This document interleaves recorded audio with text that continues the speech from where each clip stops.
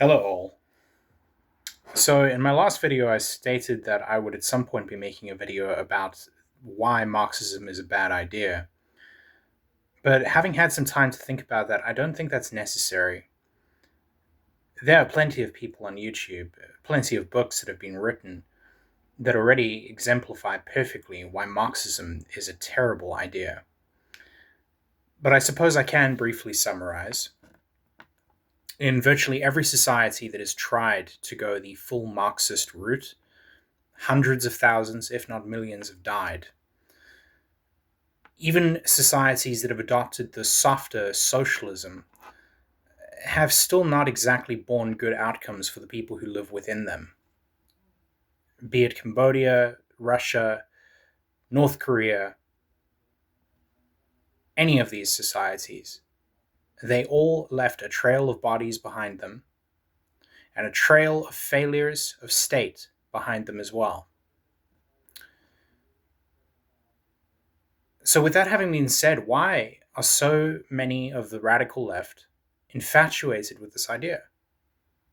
Why, even now, with the evidence, millions upon millions of bodies, manufactured famines, people starving to death, do so many still find this idea so infatuating? And of course, the answer, I suspect, is one that no one is going to like, but that most have probably already started to figure out. The radical left is not ruled or governed by rationality.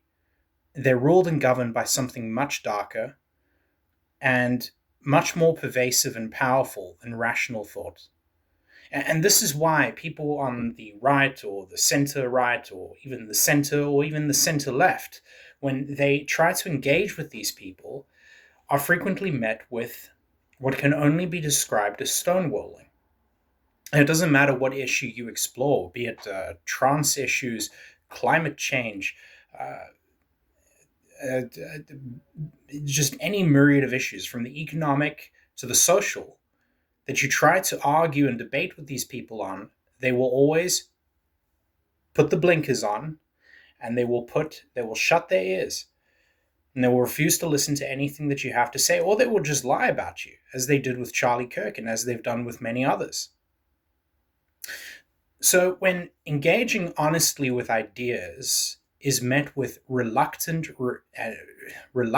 at best and refusal to engage at absolute worst, and even worse still, calls to violence, how can we, in good faith and good spirit, still continue to believe that we will somehow one day reach these people? I personally have given up on that idea, and I think you should too. I think it is long overdue that we start viewing these people as exactly what they are. Just as you wouldn't engage with a neo Nazi or you wouldn't engage with a terrorist, the small, fringe, radical element of the left, which at this point constitutes hundreds of thousands of people, if not millions, within modern Western society, has to be wrestled. They have to be de radicalized. They have to be deracinated. Their ideas don't just have to be rebuked, they have to be destroyed. And the people who call for violence, well, they just can't take part in our society anymore. Now, I want to be clear, I'm not calling for violence. I would never do such a thing, right? That is not the game that I'm playing. I want to make perfectly clear, though, that if somebody has made it their mission in life to destroy the very foundations of the society that we all find ourselves in, they are no friend. They're not interested in the same level of discourse that you or I are engaged in, right? Because you and I, we can differ on many different issues. I mean, be it economic or social, but we can still see eye to eye and we can still find common ground and we can still respect each other mutually, even though we might find each other's opinions to be foolish. That's not the game that we're engaged in when we're talking about the radical left.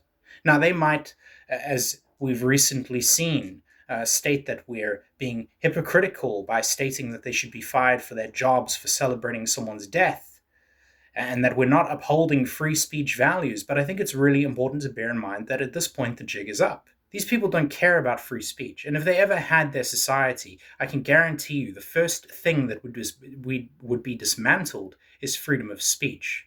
After all, totalitarians cannot stand nor stomach freedom of speech. So I see no reason why we should expect that these people would be any different. And this, I suppose, brings me to the crux of my video. See, over the last 10, 15 years, we have laughed at the left, especially the lunatic fringe of the left. We viewed them as little more than LARPing revolutionaries or people to make fun of. But what I would argue is that that only makes sense if you're engaging with them on the level of somebody who is foolish and naive but still open to being convinced. And I would argue that they're far past that.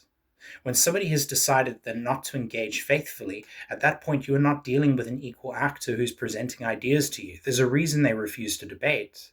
And the reason, I'll spell out for you, is that they're not interested in discourse. They're not interested in peace. They're interested in violence. And everything that they say that to you, to your ears, being a logical, rational actor, sounds foolish and stupid, is actually weaponized language. It's weaponized language not meant to convince you, dummy. It's weaponized language meant to radicalize and rabid-rouse their base into wanting to kill and harm you.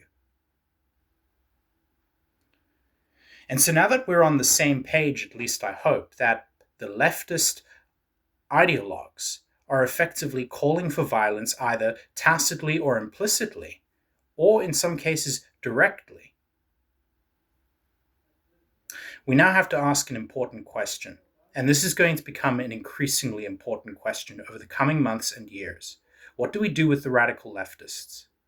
Right? We as a society a long time ago formed a fairly coherent idea on what to do with Nazis.